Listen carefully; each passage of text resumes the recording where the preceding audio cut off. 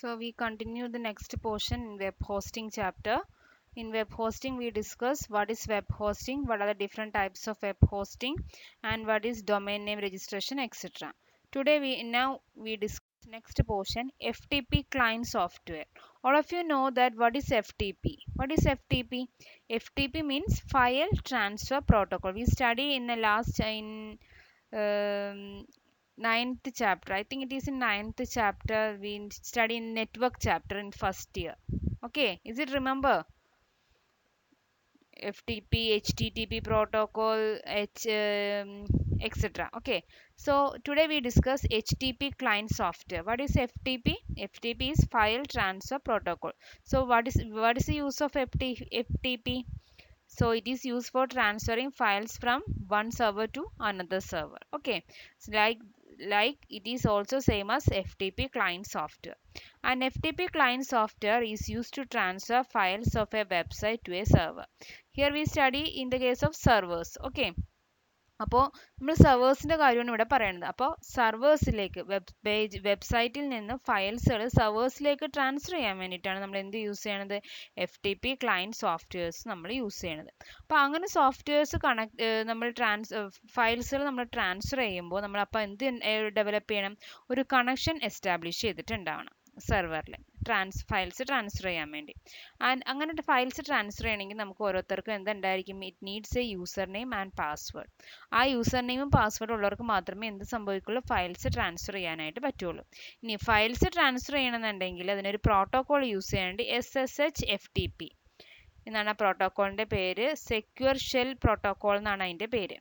അപ്പോൾ SSH/FTP അല്ലെങ്കിൽ SFTP secure file transfer protocol is used to send username and password in an encrypted form. It uses SSH protocol. Once the client is authenticated, the client can upload files. ആദ്യം file authenticated ആയി കഴിഞ്ഞാൽ നമുക്ക് എന്ത് ചെയ്യാം? Files എന്തോരം വേണമെങ്കിലും transfer ചെയ്യാനായിട്ട് പറ്റും. മോസ്റ്റ് കോമൺ ആയിട്ട് യൂസ് ചെയ്യുന്ന FTP ക്ലയൻറ്റ് സോഫ്റ്റ്വെയർസ് ആണ് ഫയൽസില്ല, ക്യൂട്ട് FTP, സ്മാർട്ട് FTP എന്നൊക്കെ പറയുന്ന ഫയൽസുകൾ. ഓക്കെ, അപ്പോൾ FTP ക്ലയൻറ്റ് സോഫ്റ്റ്വെയർ എന്ന് വെച്ച് കഴിഞ്ഞാൽ എന്തിനു വേണ്ടിയിട്ടാണ്? ഫയൽസ് ട്രാൻസ്ഫർ ചെയ്യാൻ വേണ്ടിയിട്ടാണ് നമ്മൾ ഈ സോഫ്റ്റ്വെയർസ് യൂസ് ചെയ്യണത്. ഫയൽസ് ട്രാൻസ്ഫർ ചെയ്യുന്ന സമയത്ത് നമ്മളൊരു കണക്ഷൻ എസ്റ്റാബ്ലിഷ് ചെയ്തിട്ടുണ്ടാവണം. അപ്പോൾ ഒരു യൂസർ നെയിമും പാസ്വേഡും കിട്ടും. യൂസർ നെയിം പാസ്വേഡും ഒതൻറ്റിക്കേറ്റ് ചെയ്ത് കഴിഞ്ഞാൽ നമുക്ക് എന്ത് ചെയ്യാം? ഫയൽസ് ട്രാൻസ്ഫർ ചെയ്യാനായിട്ട് പറ്റും. ഓക്കെ, ഇനി അടുത്തത് ഫ്രീ ഹോസ്റ്റിംഗ്. ഫ്രീ ഹോസ്റ്റിംഗ് എന്ന് പറഞ്ഞാൽ എന്താണ്? നമുക്ക് ഫ്രീ ആയിട്ട് ഫയൽസുകൾ സെർവറിലേക്ക് അപ്ലോഡ് ചെയ്യുന്ന പ്രോസസ്സിനാണ് എന്തെന്ന് പറയുന്നത്? ഫ്രീ ഹോസ്റ്റിംഗ് എന്ന് പറയുന്നത്. Free hosting provides web hosting free of charge. അതിന് കാശൊന്നും കൊടുക്കേണ്ടതായിട്ട് വരില്ല. ഇല്ലാത്ത കേസിൽ നമ്മൾ ഫയൽസുകളൊക്കെ ട്രാൻസ്ഫർ ചെയ്യണമെന്നില്ലെങ്കിൽ വെബ് പേജൊക്കെ സെർവറിലേക്ക് അപ്ലോഡ് ചെയ്യണമെന്നുണ്ടെങ്കിൽ കാശൊക്കെ കൊടുക്കേണ്ടതായിട്ട് വരും. They often displays advertisement in website to meet the expenses. Advertisements ഒക്കെ നമുക്ക് കൊടുക്കാനൊക്കെ ആയിട്ട് നമുക്ക് ഫ്രീ ഹോസ്റ്റിംഗ് യൂസ് ചെയ്യാനായിട്ട് പറ്റും. ദേ often hello only limited support. കുറച്ച് സപ്പോർട്ട് മാത്രമേ നമുക്കത് പ്രൊവൈഡ് ചെയ്യണുള്ളൂ. ഇനി ഇതിൻ്റെ ഡിസഡ്വാൻറ്റേജ് എന്താണെന്ന് വെച്ച് കഴിഞ്ഞാൽ the free hosting plans do not provide the separate domain name. ഓരോരുത്തർക്ക് സെപ്പറേറ്റ് ഡൊമൈൻ നെയിം ആയിട്ട് ഒറ്റ ഡൊമൈനിൽ തന്നെ നമുക്ക് പലതായിട്ട് സെൻഡ് ചെയ്യാനായിട്ടേ പറ്റുള്ളൂ.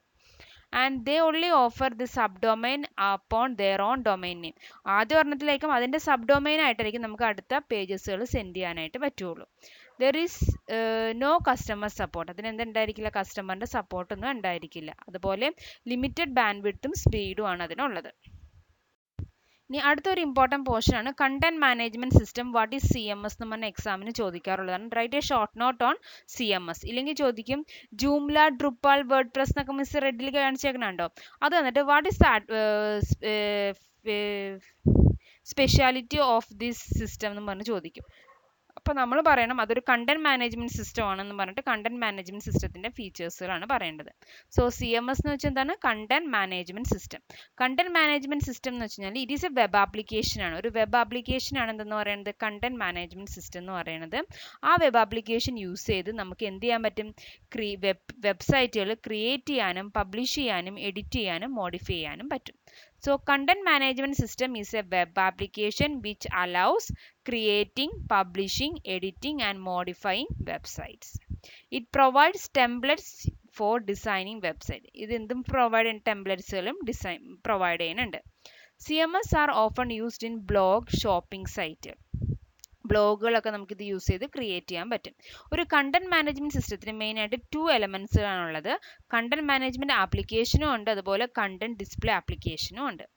The main advantages of CMS എന്ന് വെച്ച് കഴിഞ്ഞാൽ നോൺ ടെക്നിക്കലായ ആളുകൾക്ക് പോലും എന്ത് യൂസ് ചെയ്യാൻ പറ്റും, ഈ CMS എന്ന് പറഞ്ഞ സോഫ്റ്റ്വെയർ നമുക്ക് യൂസ് ചെയ്യാനായിട്ട് പറ്റും. So main advantages of CMS is non-technical people can manage the content of websites. Also people who has no knowledge of web programming can create dynamic websites.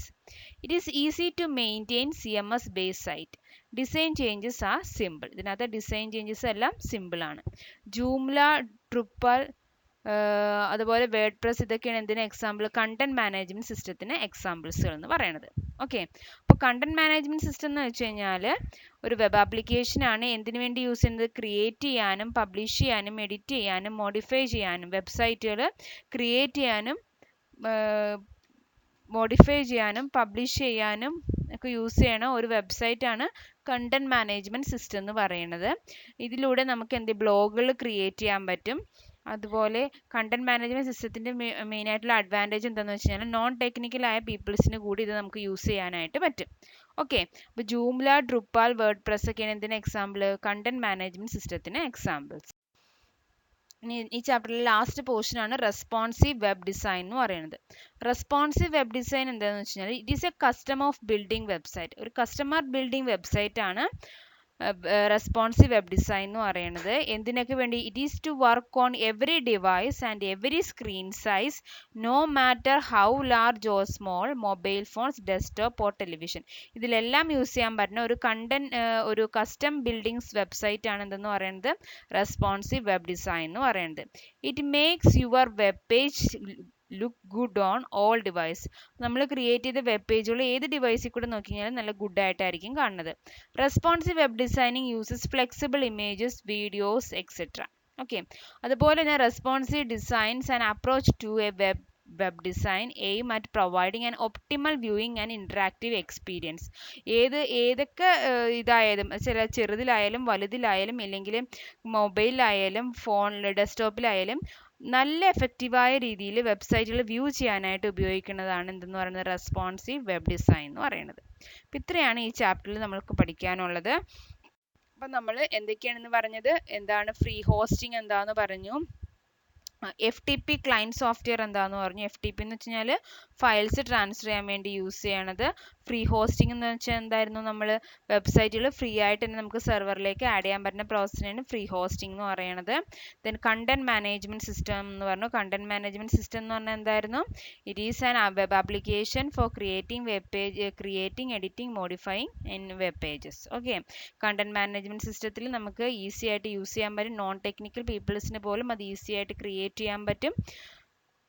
ജൂമിലേക്ക് അതിന് examples ആണ്. പിന്നെ പറഞ്ഞത് responsive web design ആണ്. Custom of building website ആണ് എന്തെന്ന് പറയുന്നത്, responsive web design എന്ന് പറയുന്നത്.